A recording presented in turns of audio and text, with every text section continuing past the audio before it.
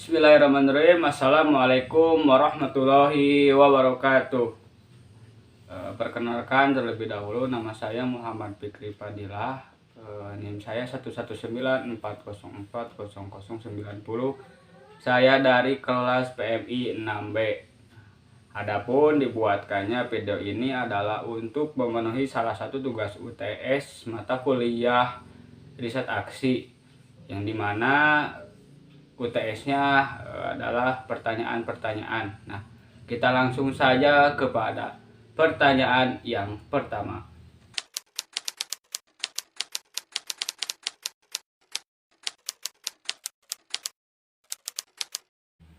Jawaban nomor pertama bagian A. Riset aksi secara sederhana merupakan gabungan penelitian dalam proses pemberdayaan. Nah, adapun menurut Wirman, riset aksi adalah penelitian yang dilakukan untuk memecahkan masalah, baik langsung atau melalui proses reflektif, dari masalah progresif yang dilakukan oleh individu yang bekerja dengan orang lain dalam tim atau sebagai bagian dari komunitas ataupun kelompok gitu, dengan sasaran untuk memperbaiki cara mereka mengatasi masalah dan memecahkan masalah. Nah, jawaban nomor 1 bagian B. Fasilitator adalah seseorang yang memfasilitasi suatu kelompok atau masyarakat untuk membantu dalam mengatasi masalah dan memberikan solusi-solusi dari permasalahan tersebut, atau memberikan pemahaman atau menyatukan pemahaman agar si masyarakatnya itu bisa mencapai tujuan yang ingin dicapai. Seperti halnya ketika dalam satu masyarakat adanya permasalahan seperti banyaknya pengangguran dalam masyarakat tersebut. Nah, seorang fasilitator tentunya harus mampu mencarikan solusi-solusi agar angka penganggurannya itu bisa berkurang. Seperti halnya melakukan seperti pelatihan usaha. Seorang fasilitator harus memfasilitasi kegiatan untuk pelatihan tersebut. Misalnya ketika seorang fasilitator kurang ahli dalam hal memberikan materi atau pengetahuan tentang bagaimana cara merintis atau membangun suatu usaha. Nah, maka seorang fasilitator mencarikan dari untuk penyampaian materi tersebut dari pematerinya gitu. Nah, oleh sebab itu, maka seorang fasilitator harus mampu mempunyai ide kreatif, inovatif gitu, agar masyarakatnya bisa berdaya secara ekonomi, secara lingkungan gitu, dan secara sumber daya manusianya. Nah, jawaban bagian C nomor pertama tentang partisipan.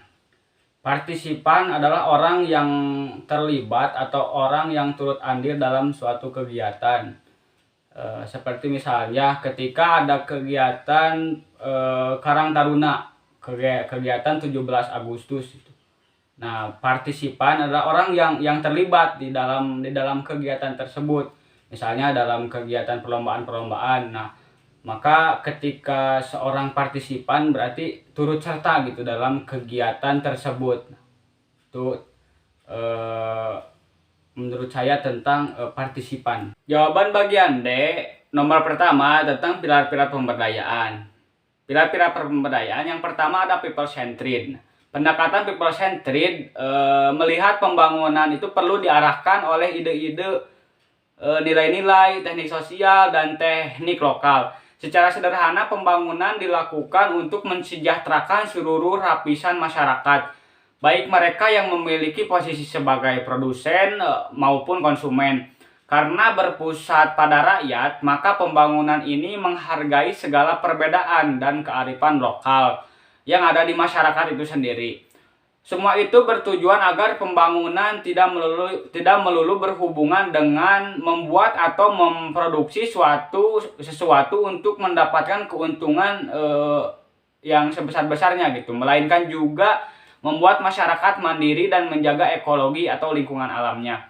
Lalu yang kedua ada empowering. Empowering adalah penguatan terhadap masyarakat. Nah, bisa berupa motivasi, advokasi masyarakat, dan sebagainya. Nah, yang ketiga ada partisipatory. Partisipatory itu adalah pengambilan peran atau bagian atau pengikutsertaan dalam proses pemberdayaan. Nah, yang keempat ada sustainable. Nah, sustainable adalah berkelanjutan.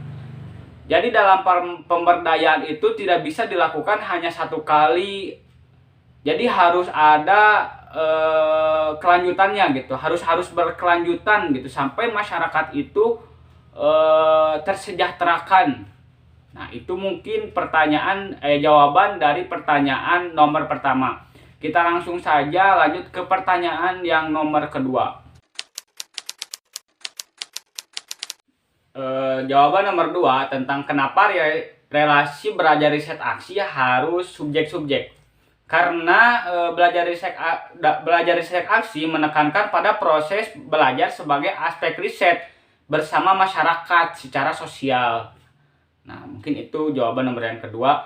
Lanjut saja kepada pertanyaan yang nomor 3. Jawaban nomor 3 tentang 3 teknik fasilitasi. Yang pertama, transek atau penelusuran lokasi atau wilayah. Transek adalah suatu teknik untuk menggali informasi melalui pengalaman langsung ke lapangan. Dengan cara berjalan menyelusuri wilayah desa mengikuti suatu lintasan tertentu yang disiapkan hasil identifikasi awal melalui teknik pemetaan.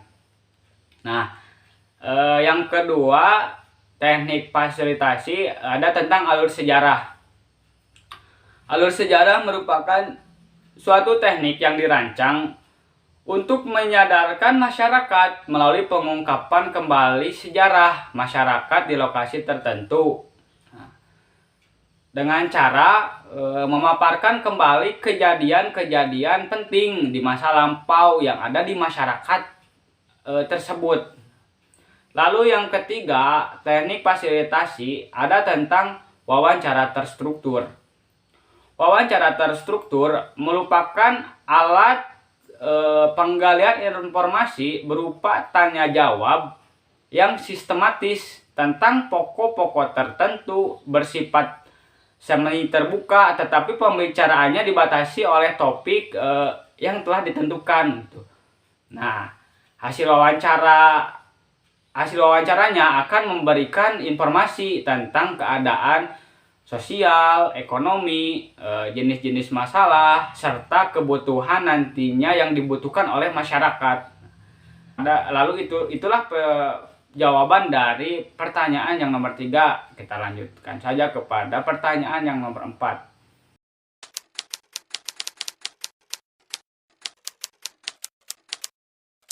Nah, pertanyaan yang keempat tentang kenapa riset aksi harus menggunakan siklus. Nah, karena agar pelaksanaannya bisa berjalan dengan sistematis dan terencana. Nah, adapun tahapan siklus riset aksi.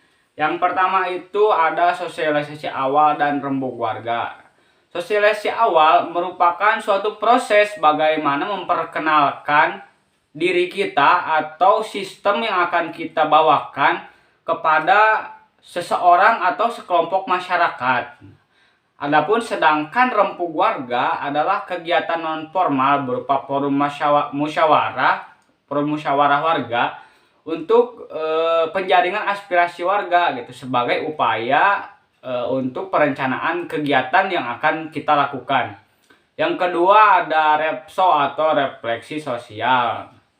Refleksi sosial yaitu suatu kegiatan yang dimaksudkan untuk menumbuhkan kesadaran kritis masyarakat terhadap akar penyebab masalah sosial. Nah, dalam pelaksanaannya ada 2 hal penting yang harus dilakukan dalam refleksi sosial, yaitu yang pertama adalah olah pikir dan yang kedua adalah olah rasa. Sehingga pendalaman yang dilakukan melibatkan mental, rasa, dan karsa. Nah, lalu yang ketiga ada tentang pemetaan sosial. Pemetaan sosial merupakan proses penggambaran masyarakat yang sistemik serta melibatkan pengumpulan data dan informasi mengenai masyarakat termasuk di dalamnya tentang profil dan masalah sosial yang ada pada masyarakat tersebut. Nah, yang keempat ada tentang orgamas atau organisasi masyarakat. Organisasi masyarakat merupakan organisasi yang dibangun atau yang dibentuk bisa berbentuk organik atau bentuk paguyuban atau bentuk perhimpunan atau bisa memanfaatkan organisasi atau lembaga yang sudah ada di masyarakat tersebut. Nah, yang kelima ada cangtip atau cantip atau perencanaan partisipatif. Nah, perencanaan partisipatif adalah metode perencanaan pembangunan dengan cara melibatkan warga masyarakat yang diposisikan sebagai subjek pembangunan. Nah, yang keenam ada SIPRO atau sinergitas program. Sinergitas program adalah suatu bentuk dari sebuah kegiatan di mana di dalamnya terdapat proses interaksi yang menghasilkan suatu keseimbangan yang harmonis sehingga bisa menghasilkan program yang optimum. Nah, yang ketujuh, yang selanjutnya yaitu tentang PEPRO atau pelaksanaan program. Nah, pelaksanaan program adalah serangkaian kegiatan yang dilakukan oleh individu maupun kelompok berbentuk pelaksanaan kegiatan yang didukung kebijaksanaan, prosedur, dan sumber daya. Nah, yang dimaksudkan membawa suatu hasil untuk mencapai tujuan dan sasaran yang telah ditetapkan. Nah, yang terakhir, yang kedelapan ada monitoring evaluasi atau MONEP. Nah, MONEP adalah kegiatan yang mencakup mulai dari proses pengumpulan data, lalu kepada proses realisasi program atau kegiatan, lalu kepada proses pelaporan kegiatan, hingga pada akhirnya pada penilaian dan evaluasi capaian kinerja. Nah, mungkin itulah jawaban dari pertanyaan yang nomor 4 sekaligus nomor terakhir dari 4 pertanyaan yang diberikan oleh Bapak dosen pengampu mata kuliah riset aksi. Nah, mungkin sekian dari pemaparan jawaban dari pertanyaan-pertanyaan mata kuliah riset aksi dari saya.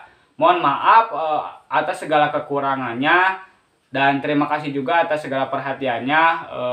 Akhirul kalam. Assalamualaikum warahmatullahi wabarakatuh.